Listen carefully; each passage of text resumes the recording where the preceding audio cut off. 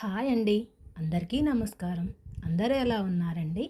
నేనైతే చాలా బాగున్నాను. మీరందరూ కూడా బాగుండాలనేసి మనస్ఫూర్తిగా కోరుకుంటున్నాను. ఈరోజు నేను మన వీడియోలో డే మొత్తం నేను ఏమేమి పనులు చేసుకున్నాననేది ఈ వీడియోలోనైతే చూపిస్తున్నాను. ఫస్ట్ టైం కనుక మన వీడియోస్ చూస్తున్నట్టయితే మన ఛానల్ని సబ్స్క్రైబ్ చేయండి ఫ్రెండ్స్. అలాగే ఈ వీడియో నచ్చితే ఒక లైక్ చేసి ఎలా అనిపించిందో కామెంట్ సెక్షన్లో కామెంట్ చేయండి. ఈరోజు మార్నింగ్ అయితే వాతావరణం చాలా చల్లగా అయితే ఉందండి. మబ్బులు పట్టేసి ఉంది. ఇక నేను ఇంటి ముందు ఇలా ఊడ్చి చల్లేసి ముగ్గైతే పెట్టేశానండి.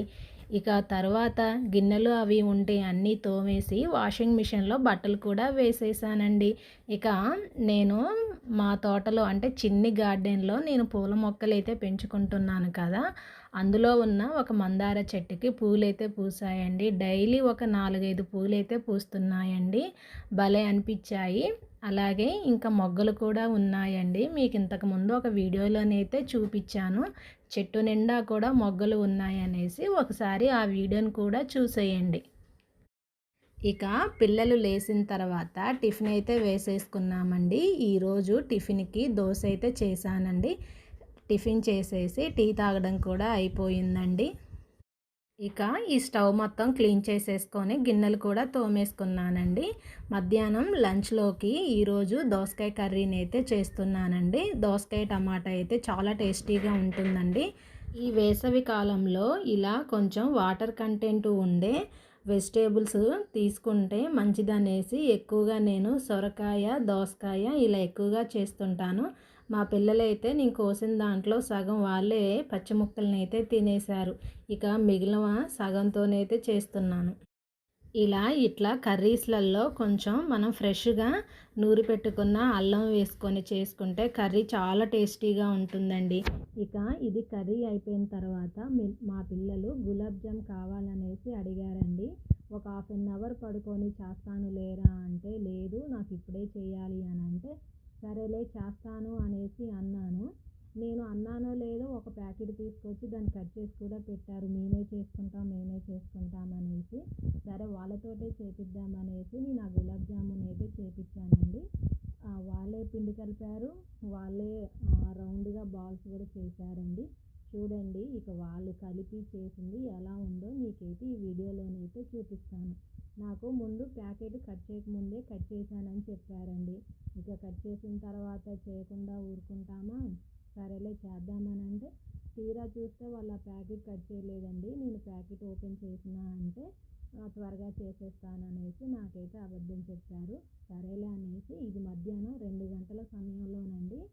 బయట ఎండకి కిచెన్లో వేడికి ఇప్పుడు చెయ్యనురా అన్నా కూడా మేమే చేస్తాం నువ్వు చూడు అనేసి చేశారు.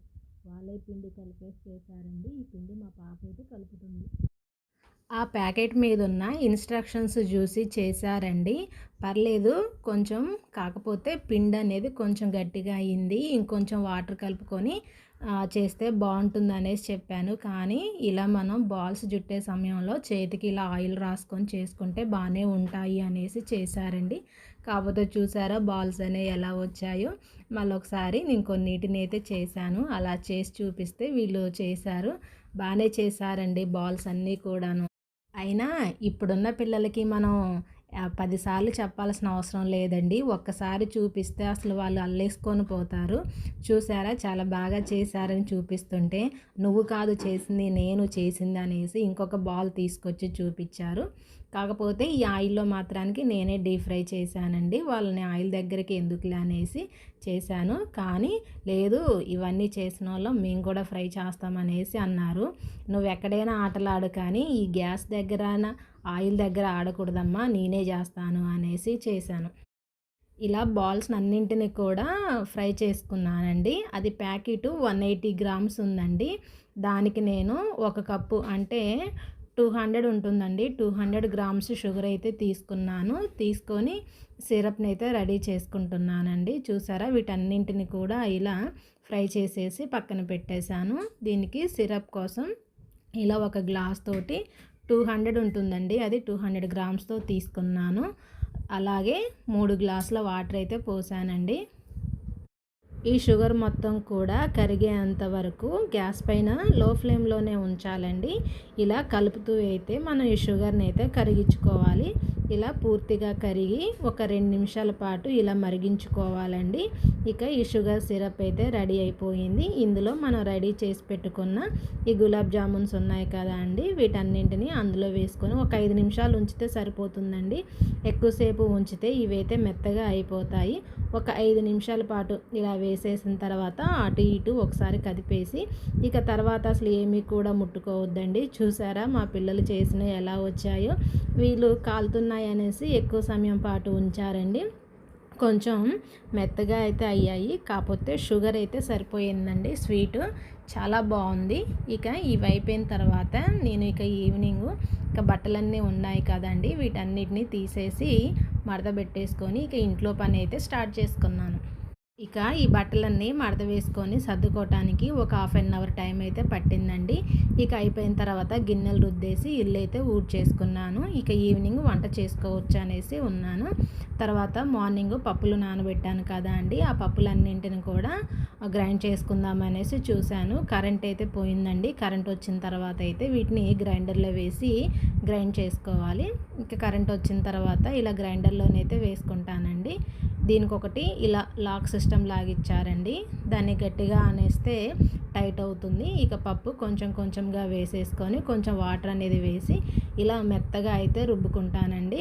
మధ్య మధ్యలో వాటర్ అనేది వేసుకొని మెత్తగా అయితే రుబ్బుకుంటాను. ఈ పిండి మాకు 2 డేస్ అయితే వస్తుంది. ఫస్ట్ డేకి ఇలా గిన్నెలో అయితే తీసేసుకొని పక్కన పెట్టుకున్నాను. ఇక తర్వాత నేను రోజు మేగడ్ని తీసి నెయ్యి కోసం అనేసి తీసానండి. ఒక 1 వీక్ నుంచి తీస్తున్నాను. ఈ మీగడ్ని మిక్సీలో వేసి చేసుకున్నానండి. తర్వాత ఈ వెన్నని స్టవ్ పైన పెట్టేసి నెయ్యి అయితే కాచుకున్నానండి. ఇది నెయ్యి అవ్వటానికి కనీసం ఒక 1/2 అవర్ అయితే పట్టేసిందండి. అసలు చాలా సమయమే తీసుకుంది. ఇది ఇక పూర్తిగా చల్లారిన తర్వాత దీన్ని ఒక గాజు సీసాలో స్టోర్ చేసుకుందాం అనేసి వేశాను. కాకపోతే ఇది నేను అనుకున్న దానికన్నా ఎక్కువ నెయ్యే వచ్చిందండి. ఒక సీసాలో పోసిన తర్వాత నెక్స్ట్ ఇంకొక బాక్స్లో అయితే వేసేసి స్టోర్ చేసుకున్నాను. ఇలా ఇంట్లో చేసుకున్న నెయ్యి చాలా తాజాగా ఉంటుంది కదా అండి, పిల్లలకు కూడా చాలా మంచిదండి. నేను ఎప్పుడన్నా అర్జెంటుగా అవసరమైతే బయట కొనుక్కుంటాను, లేదంటే ఎప్పుడూ కూడా ఇలా ఇంట్లోనే చేస్తాను. ఇది ఫ్రెండ్స్ ఇవాల్టి వీడియో. ఈ వీడియో మీకు ఎలా అనిపించిందో కామెంట్స్. Bye friends.